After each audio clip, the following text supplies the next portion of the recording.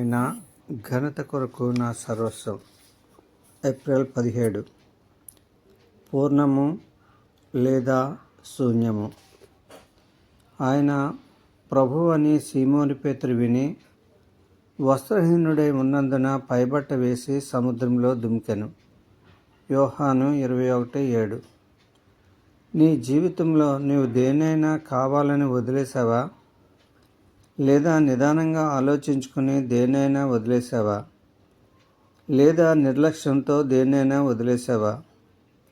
నీ జీవితంలో ఇటువంటి సంఘర్షణ ఎప్పుడైనా ఎదురైందా? ఇది నీ ఇచ్ఛాశక్తికి లేదా నీ సంకల్ప శక్తికి సంబంధించిన విషయం. బయట నుండి వచ్చిన ఎన్నో ఒత్తిళ్లు నిన్ను ప్రేరేపించి ఉండవచ్చు, కానీ అవేమీ కార్యరూపం దాల్చి ఉండకపోవచ్చు.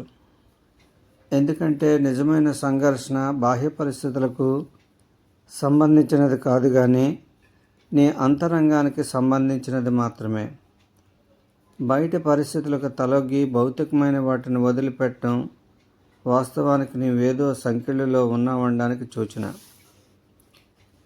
నీవు మనఃపూర్వకంగా నీ ఇచ్చను, నీ సంకల్పాన్ని యేసుక్రీస్తుకు లోబర్చావా? ఇది భావోద్వేగాలకు సంబంధించింది కాదు. ఇది నీ మనోసంకల్పానికి, నీ ఇచ్ఛాశక్తికి సంబంధించిన విషయం మాత్రమే. ఒకవేళ నీ భావోద్వేగాలు నిన్ను ప్రేరేపించినట్లయితే అది తాత్కాలికమైనదే అవుతుంది.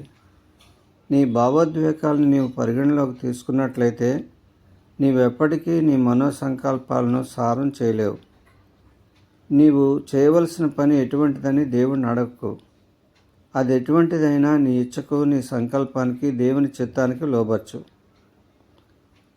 సముద్రపు టల్ల మీద నీవు యేసుక్రీస్తు స్వరాన్ని వినినట్లయితే నీవు ఆయనతో అన్యోన్య సహవాసం కలిగి ఉండు. అప్పుడు నీ అభిప్రాయాలు, నీ ఆలోచనలు, నీ పట్టుదల వాటంతట అవే దృఢంగా ఉంటాయి.